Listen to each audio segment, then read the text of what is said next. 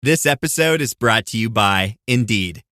When your computer breaks, you don't wait for it to magically start working again. You fix the problem. So why wait to hire the people your company desperately needs? Use Indeed's sponsored jobs to hire top talent fast. And even better, you only pay for results. There's no need to wait. Speed up your hiring with a $75 sponsored job credit at Indeed.com/podcast. Terms and conditions apply. This is the legend of the Pacific Ocean Predator of 1980. It was early summer of 1980 when best friends and professional divers Bill and John had just graduated college and were headed out to California.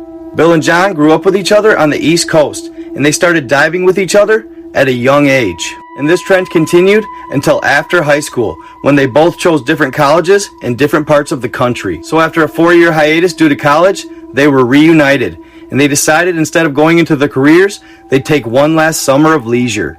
So that summer, they decided to go to Santa Barbara, California, as they had heard that it had some of the best diving destinations in the world. Namely, due to the fact that the coastline is laden with shipwrecks, dating back all the way to the 1800s. So they packed up all their things and headed out west, not knowing what they were going to do for work, only having the place they were going to stay lined up.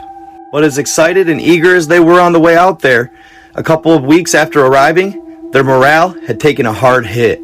They found out that they were about a month too late. All of the diving jobs had already been taken up and were booked for the summer. So in order to make ends meet while they looked for diving gigs, they both took jobs at a local bar right near where they lived. They were at that bar virtually every single night. Even on their off nights, they found themselves there, drinking their blues away. It wasn't until about a month after their arrival that they finally caught a break. It was on a particular off night. A gentleman they hadn't seen at the bar before walked in. He was an older gentleman, probably in his 50s. He sat down, called the bartender over, and ordered a drink. At first, John and Bill didn't pay much attention to him. It wasn't until he started talking to the bartender about his yacht off the coast that their ears perked up. They continued somewhat eavesdropping on the gentleman's conversation for about a half hour, when they finally heard exactly what they wanted to hear. He was looking for divers who would come hang out on his yacht for a couple of weeks and dive for lobster, stocking him up for the summer. And that was their cue. They got up from their table, approached the man, bought him a couple drinks, and explained their situation. It couldn't have played out for them more perfectly. They finished their drinks, he gave them a time to meet him at the docks the next night, and they went their separate ways. Bill and John were elated. That very next night, they met the old man at the docks, they got in his speedboat, and they headed out to his yacht. As they approached, they could see it was live. There were women everywhere, and people were partying.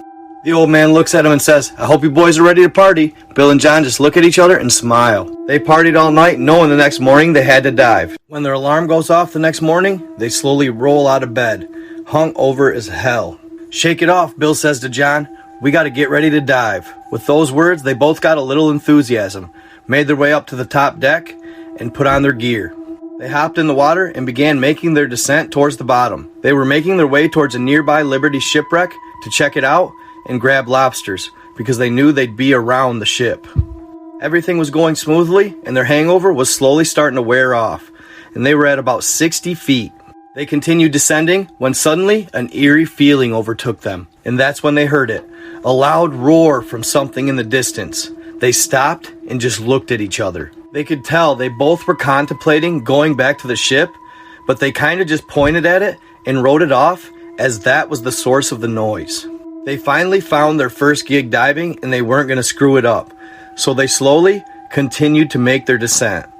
They got to the bottom and began searching for lobster, and kind of forgot about the noise they had heard previously. And as they were looking on the ocean floor, they noticed that a large shadow passed over them very quickly. And that's when something strange happened. All of a sudden, the water around them got very, very warm. They kind of looked at each other in bewilderment, but continued on as if nothing was happening, when suddenly, out of the blue, a massive creature snatches John and takes him into the abyss. It all happened so fast, Bill didn't even get a look at what it was. All he saw was blood.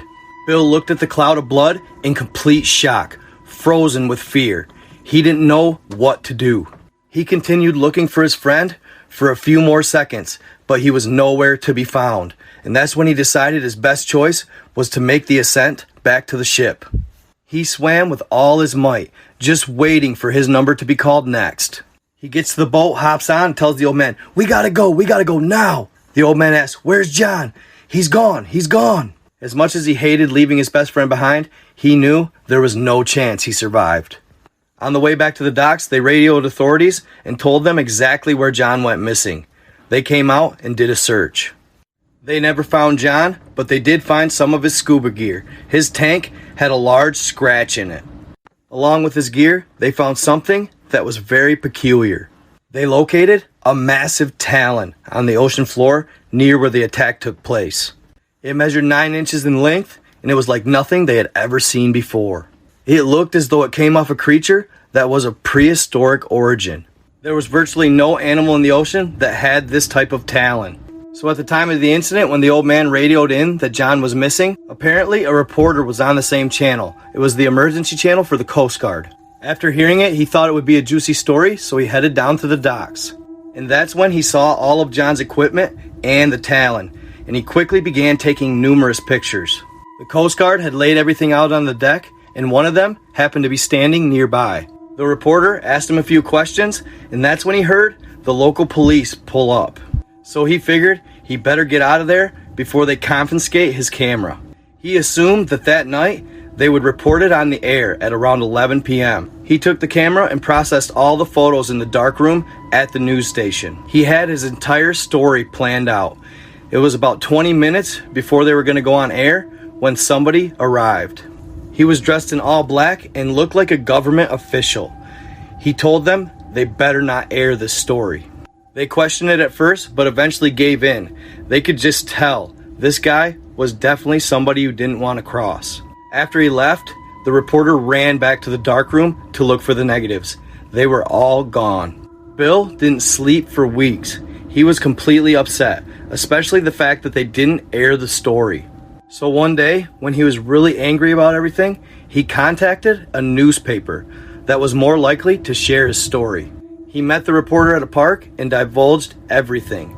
And the next day, they did post it in their newspaper. This gave Bill slight peace of mind until later that night when his phone rang. He heard a man's voice on the other end, and they told him he better shut up about the story or he's not going to like the consequences. He was so angry, at first he resisted, but then the man started reciting his parents' names and their address on the East Coast. He suddenly fell silent, and that's when the man told him he better get the hell out of town if he knows what's good for him. He spent the next couple days packing up their apartment, and he took off, never to be seen in the area again. Apparently, a couple nearby neighbors had said that he had a new vehicle when he left, and it was a vehicle that they knew he couldn't afford. And nothing pertaining to his and John's story ever resurfaced after that. Everything was quiet for the next couple weeks, until one day, that changed quickly. About a year prior, a modernized oil rig was set up in the Pacific Ocean. It had all the newest tech, and it is said that it could drill deeper than any oil rig in the world at the time. So a couple weeks after Bill's incident, a tugboat was making its way back to shore from the oil rig when they radioed in a distress call. So one day, a tugboat that was used to haul large equipment to the oil rig was making its way back to shore. There was the captain and 3 employees on board when suddenly something massive hit the tugboat. Whatever it was hit it so hard, it actually knocked them off their feet. The captain quickly got up and radioed back to the oil rig while increasing speed. Tugboat back to headquarters, tugboat back to headquarters. Yeah, go ahead, tugboat. This is the captain speaking. Something massive just hit our boat. We're not sure what it is. And just as he was finishing his sentence, boom, it hit him again. Headquarters, we're going to need a hand out here. Could you send something out as soon as possible? Then, boom, a third time, and the tugboat started taking on water. We're taking on water. We're taking on water. Send someone quick. Help! The last calls from the tugboat were absolutely terrifying, and when they got to their location, there was nothing but a few items floating, not one man above water. So whatever it was huge and merciless, and it took everybody on the boat that day. After this incident, the military got involved. Upon their investigation, They interviewed a couple of workers from the oil rig, and what they found out was absolutely insane. About a month or so prior, they were drilling, and they were thousands of feet below the bottom of the ocean, when one day they broke into a miles-long cavern that had some sort of special mineral in it. They described it as a subterranean cave system that probably went on further than they could even imagine. But what's odd is that they reported that the night after they broke into the cavern, they kept hearing odd sounds coming from the water around the oil rig. They described it as some type of high-pitched shriek or a loud roar. They said that it stopped by the next morning, and they never heard it again or had any type of incident until the tugboat. After hearing this, the military concluded that they must have let out some sort of prehistoric creature that was living down there for probably thousands of years. Once they had gathered all the information, the military officials concluded that the creature had to be almost 100 feet long. And it was at this moment that they didn't even contemplate trying to capture the beast. They knew exactly what they were going to do. They contacted a top secret division of the Navy at the time. This division actually trained dolphins to take commands and attack enemies underwater. They would assign up to 10 to a group, and they'd run like a wolf pack, attacking their target all at once. Why they were lethal? They would fix weapons to their nose that they would ram with. So they trained the crew of dolphins that they were going to use to take out the monster. And about 3 days later, it was time to send them on their mission. They couldn't let this beast roam the waters any longer. They fixed each dolphin's nose with a weapon that came to a point.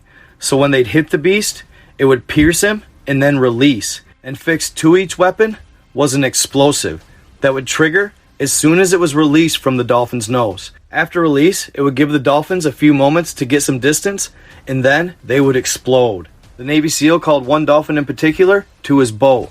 He did some sign language while speaking the commands, and the dolphin nodded, then took off. Each pack had one lead dolphin, and they would tell the lead dolphin what they wanted done. He would go back and communicate to the rest of the team the mission.